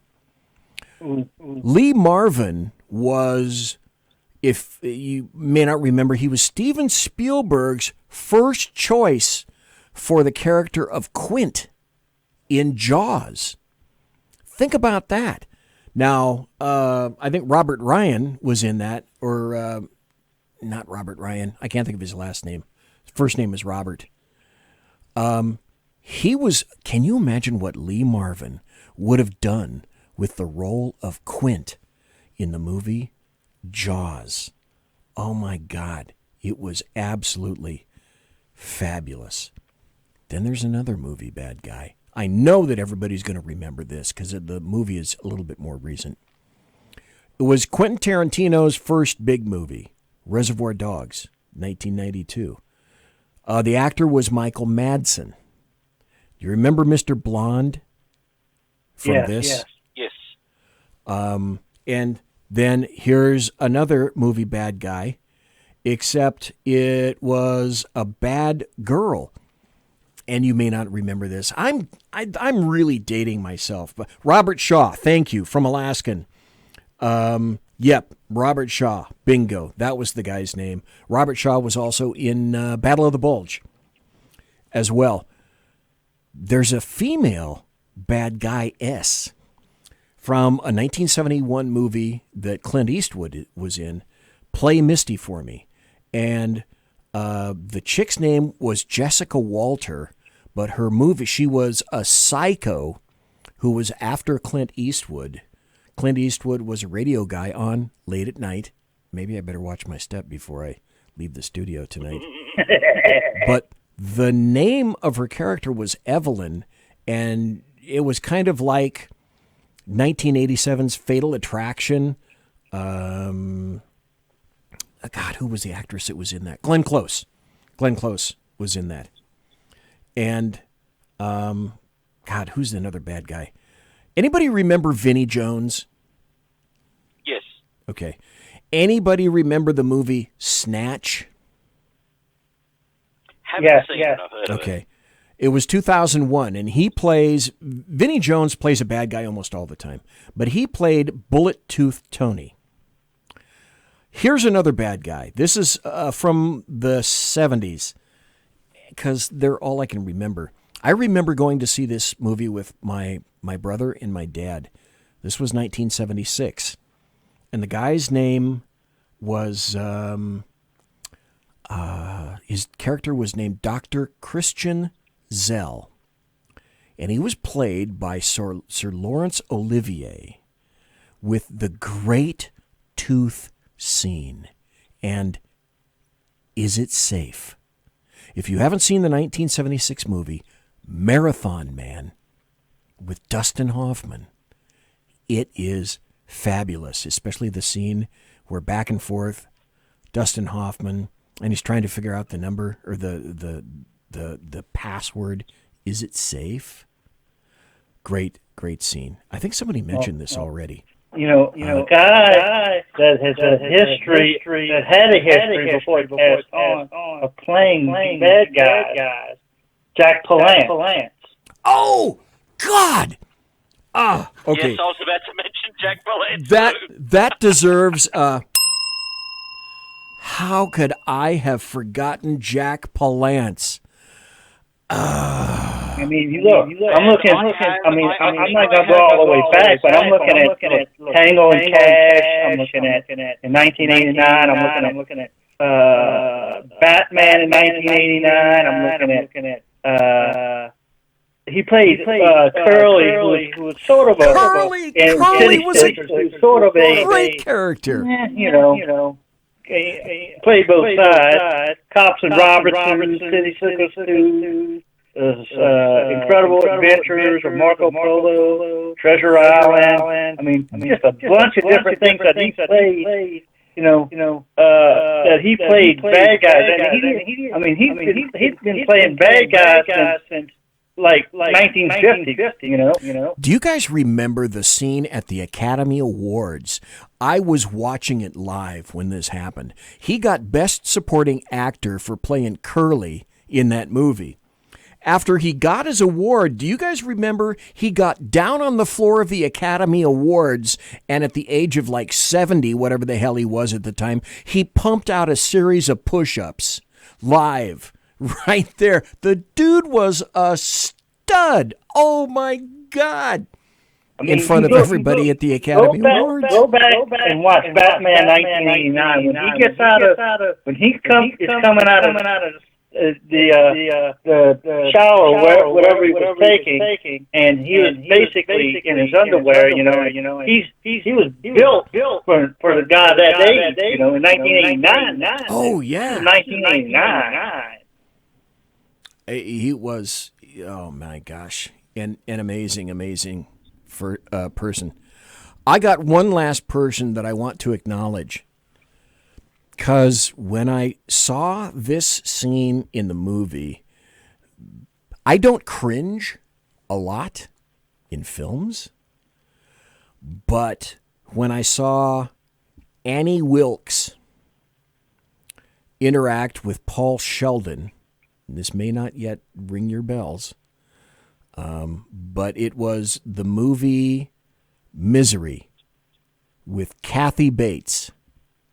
Yes. And the scene on the bed where James Caan is captured and she has a big sledge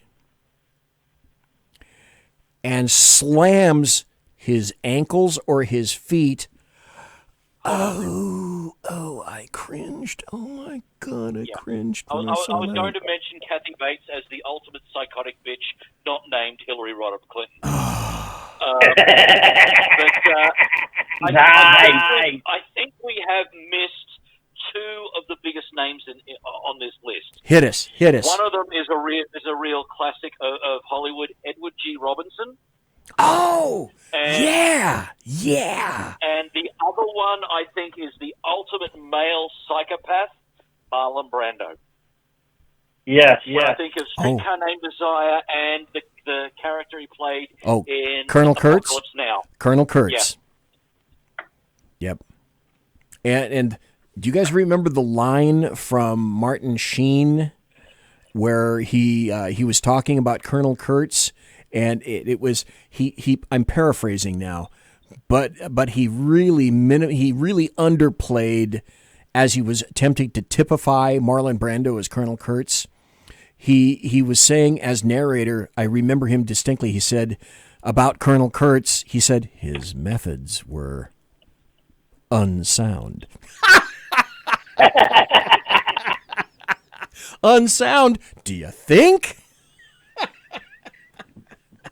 Okay, any other great movie bad guys or bad gals that you can think of? I mean, we did The Joker. Originally, I was hoping when I went to go see this new movie, Joker, with Joaquin Phoenix, you know, if you saw Heath Ledger's version, I can't help but think that Joaquin ripped, or whoever did his makeup, kind of ripped Heath Ledger's Joker a little bit. And while Joaquin did a good job, a creditable job, after having watched Heath, that you folks can think of? Alaskan has mentioned Jimmy Cagney in the chat. Oh, Jimmy Cagney. Yes. Classic. Yes. Classic. One of the best bad guy lines came from The Dark Knight. By the way, Heath Ledger thing, but was I'm blanking on the guy's name. He played Two-Face, and he said this. He said you can either die a hero or live long enough to see yourself become the villain.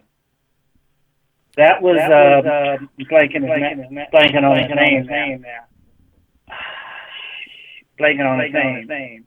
Okay. And I can't remember the guy's name that plays Two-Face in that. Harvey Dent, you know, in that movie. Harvey Dent, right. Good person. Aaron Eckhart. Yep. That's his name. Aaron Eckhart. He was also in the science fiction movie something about L.A. where the aliens land in L.A. Yeah. And the soldiers have to fight back. Let me throw this Yeah, out there. yeah. But that's one of the best kind of bad guy lines to foreshadow what he would be doing in that later on in the movie. But it was one of the best bad guy lines, and that's basically true to real life.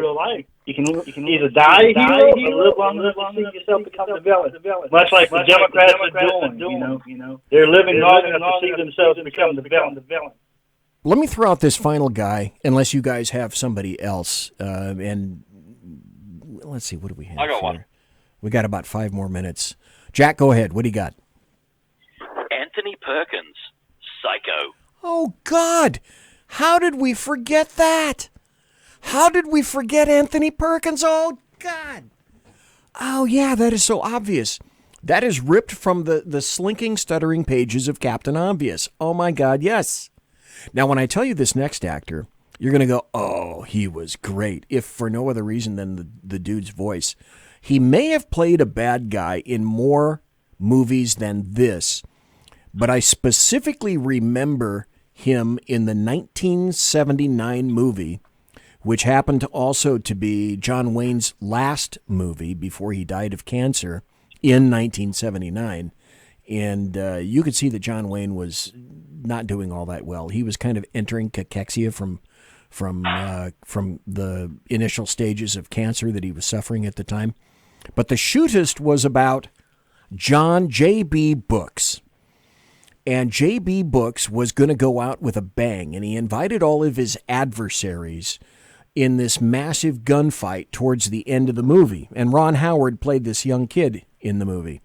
I think it was one of Ronnie Howard's first movies where he acted. In any event, 1979, he played a great bad guy.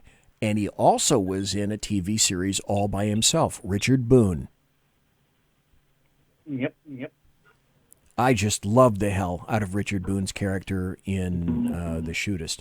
Any other bad guys you guys can think of? My last guy for the night, Rutger Hauer. Oh, in Blade Runner. Yes. Blade Runner, the Hitchhiker, was another bad guy that Rutger Hauer played in. But if we want to talk about Western bad guys, I think the ultimate Western bad guy, Yul Brynner. Yeah. Oh, Westworld?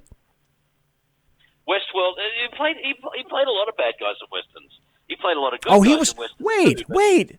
My God. Yul Brynner, the Magnificent Seven. Yeah. See? Yep. Just when I think that I have a kind of an eclectic version of bad guys, you folks come up with some great bad guys that I should have thought of, but I just didn't. I mean, this was the best that I can think of. I can't remember what I had for breakfast this morning, but I can tell you all kinds of stupid trivia about movies, because for whatever reason, my brain leaks the important stuff and keeps the trivia crap that doesn't mean nothing to nobody except on shows like this. Right. Yeah. We know about how schizophrenic you can be with things.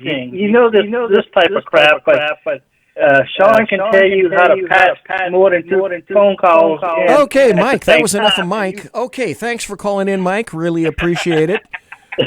That's really good. Glad to hear you tonight, Mike. You know, funny thing is, we got to go because it's about 1 minute till.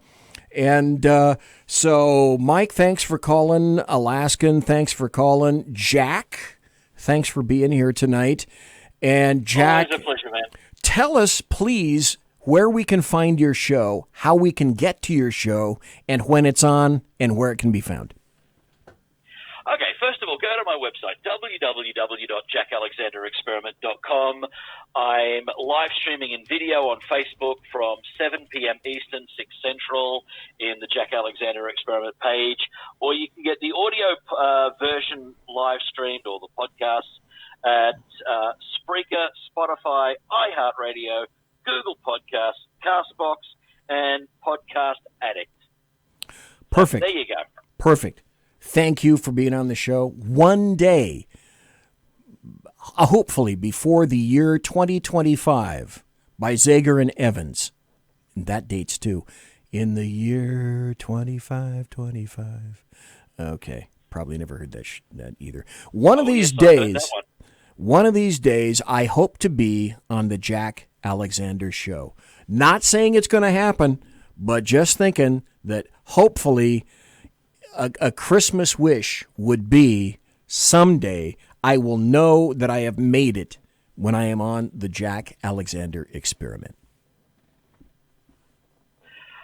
Well, now that I got more bandwidth available that YouTube's decided to 80/60, maybe we could even make it a video connection. Well, I could do audio, but I'm not sure I could do video on. You could do video on your end.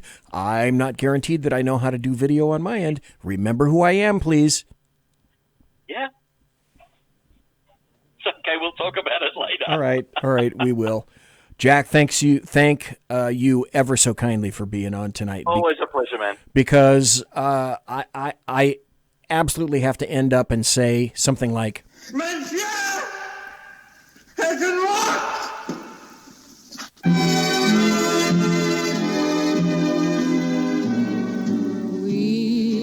Ladies and gentlemen, boys and girls, children of all ages, thanks for listening to the Bloviating Zeppelin's Berserk Bobcat Saloon live and direct right here on the SHR Media Network. If you want to contact me, you can find me on Twitter at BZEP, at BZEP, and on my blog at bloviatingzeppelin.net. Promotional consideration is by the Lockheed Martin Skunk Works and also by Pratt & Whitney Engines Thrust. You can trust. And tiaras are by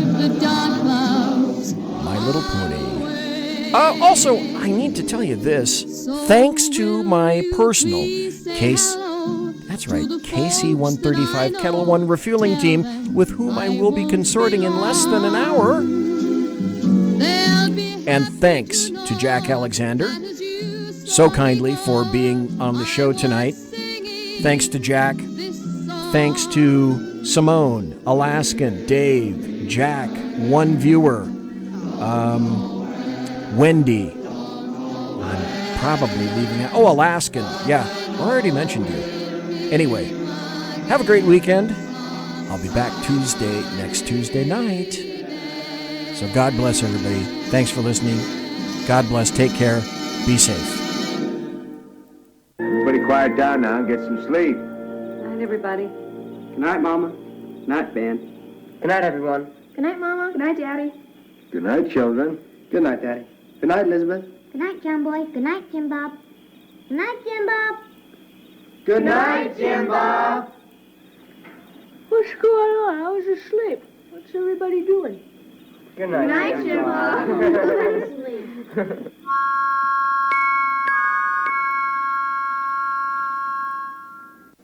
Good night, and good luck.